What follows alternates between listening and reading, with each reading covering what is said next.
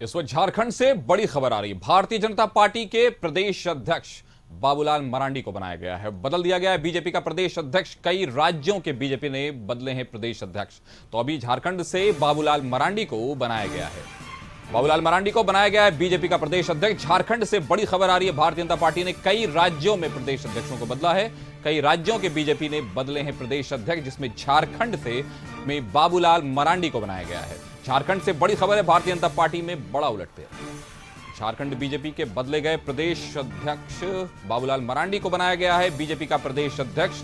कई राज्यों के बीजेपी ने बदले हैं प्रदेश अध्यक्ष। इस वक्त बड़ा राजनीतिक परिवर्तन झारखंड में भारतीय जनता पार्टी में देखा जा रहा है। इस वक्त की बड़ी खबर है, जिसमें कई राज्यों के झारखंड के प्रदेश अध्यक्ष बदले गए।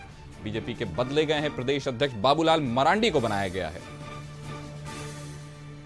इस खबर पर ज्यादा जानकारी के साथ मनोज जुड़े हुए हैं। मनोज, बताइए कि क्या है पूरी खबर।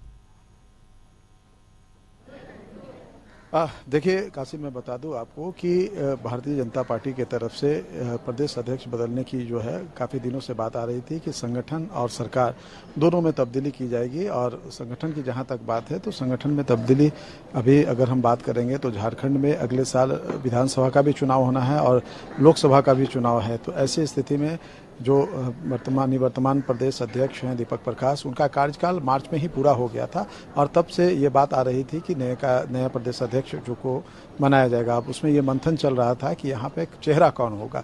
लेकिन हाल के दिनों में देखेंगे जिस तरीके से बाबूलाल मरांडी जो है आक्रामक तरीके से सरकार पर हमला करते नजर आए हैं, तो एक ये लग रहा था कि जो है एक आदिवासी चेहरा को बीजेपी सामने लाएगी। चूंकि अभी अगर हम देखेंगे तो स्वर्ण समुदाय से आते थे दीपक प्रकाश और उनको ये जिम्मेदारी दी गई थी। इस रेस में अगर हम कहें तो और भी कई नेता थे।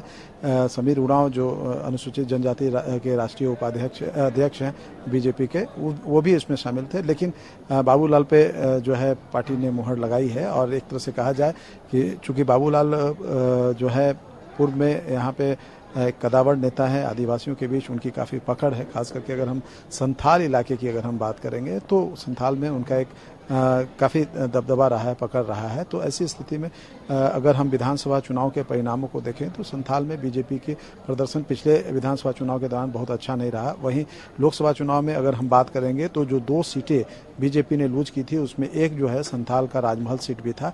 ऐसी स्थिति में इन सारे चीज़ों को, सारे समीकरणों को देखते हुए बीजेपी का केंद्रीय नेतृत्व जो है वो बाबूलाल मरांडी को आगे किया है। अगर इसके पहले देखेंगे तो बाबूलाल मरांडी को विधायक दल का नेता भी बनाया गया था।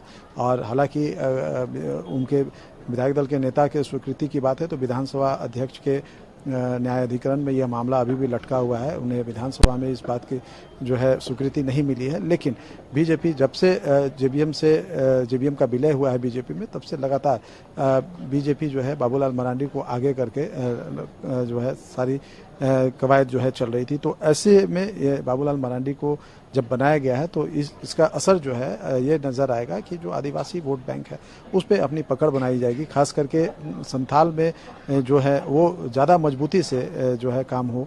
और अभी भी अगर हम बात करेंगे तो संथाल के दौरे पे है। 2 दिन पहले दुमका में प्रमंडल स्तरीय जो बैठक हुई थी उसमें बाबूलाल ने संबोधित किया था। और उसके बाद कल धनबाद में थे और आज अगर कहें तो अभी कोडरमा में है। संथाल के दौरे से ही वो लौट रहे हैं। तो एक तरह से कहा जाए तो बाबूलाल मरांडी पे बीजेपी ने एक बड़ा दांव खेला है। अब देखना ये होगा कि चुनाव को लेकर के जो बाबूलाल मरांडी को बनाया गया है उसका कितना फायदा जो है मिल पाएगा। जी कासिम।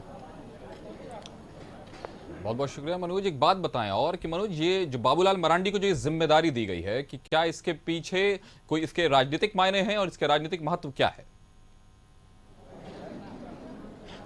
जैसा कि मैंने आपको बताया कि अभी चुनावी वर्ष है, सामने में लोकसभा और विधानसभा दोनों के चुनाव हैं। और इस चुनाव में बीजेपी का मिशन 2024 जो लक्ष्य है कि लोकसभा चुनाव के सभी 14 सीटों जो झारखंड में है उस पर विजय हासिल करे, इसको लेकर के रणनीति बनाई जा रही थी।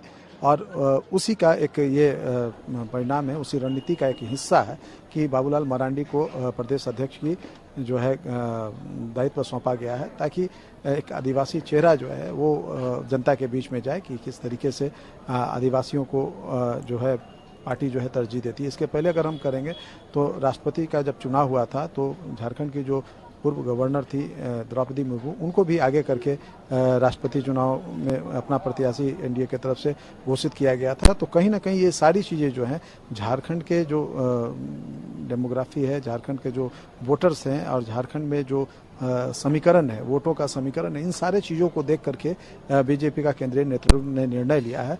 अब देखना ये होगा कि इस बाबूलाल मरांडी जब ताजपोशी होती है और वो जब प्रदेश अध्यक्ष बनते हैं तो उनके कमेटी में कौन से चेहरे आते हैं, कौन कौन से चेहरे, और उनको क्या क्या दायित्व सौंपा जाता है।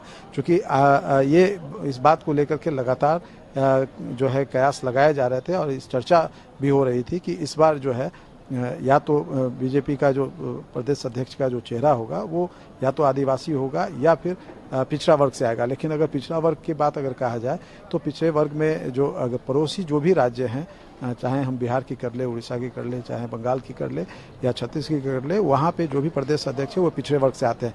ऐसे में यहाँ पे बीजेपी के सामने में एक जो है ये था कि जो आदिवासी वोटर हैं उनको भी संतुष्ट किया जाए। तो उसी को लेकर के अगर कहा जाए, उन सारे समीकरणों को ध्यान में रख करके केंद्रीय नेतृत्व ने यह निर्णय लिया है। दूसरी बात यह है कि बाबूलाल के अगर सांगठनिक क्षमता को देखेंगे या प्रशासनिक क्षमता को देखेंगे तो काफ़ी अनुभवी व्यक्ति हैं। झारखंड का जब निर्माण हुआ था तो वो उस समय यहाँ पे मुख्यमंत्री बनाए गए थे।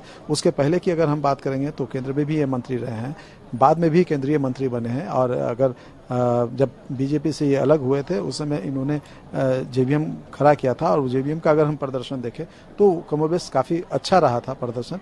और जेवीएम का विलय होने के बाद से लगातार बाबूलाल मरांडी जो है सरकार पे खास करके एक मतलब एक मुखर नेता के रूप में लगातार हावी रहे हैं। लगातार सरकार के हर नीति और सिद्धांतों को लेकर के उस पर हमला करते रहे हैं। जो भी सरकार का निर्णय रहा है उस पर ट्वीट के माध्यम से हो, बयान के माध्यम से हो या और किसी भी तरीके से लगातार जो है वो हमला करते रहे हैं। तो इन सारे चीज़ों से यह स्थिति स्पष्ट है कि बाबूलाल को अब आगे करके बीजेपी यहाँ पे चुनाव लड़ना चाहती है। और जो आदिवासी वोटर हैं, जो पिछड़े वर्ग के जो वोटर हैं, उन सारे लोगों को, चूँकि अगर इसके पहले हम देखेंगे तो जो दीपक प्रकाश जो अध्यक्ष हैं वो उनकी अगर हम बात करेंगे तो वो स्वर्ण समुदाय के आते हैं। तो ऐसे में एक फिर से स्वर्ण समुदाय के या अग्री जाति के अगर किसी व्यक्ति को अगर बनाया जाता तो शायद पार्टी के अंदर असंतोष हो सकता था, थोड़ी बहुत नाराजगी हो सकती थी और कुछ वोटरों में भी ये सारी एक गलत संदेश जाता।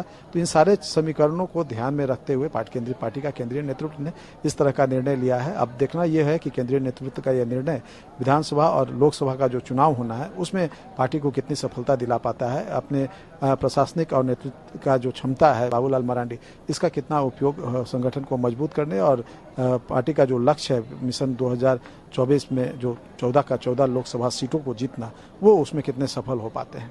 जी कासिम, बहुत बहुत शुक्रिया मनोज जी इस पर सारी जानकारी देने के लिए। तो हमने देखा कि भारतीय जनता पार्टी ने अपना प्रदेश अध्यक्ष झारखंड में बदल लिया है, आदिवासी चेहरे को सामने लाया है और पूर्व मुख्यमंत्री बाबूलाल मरांडी को बनाया गया है।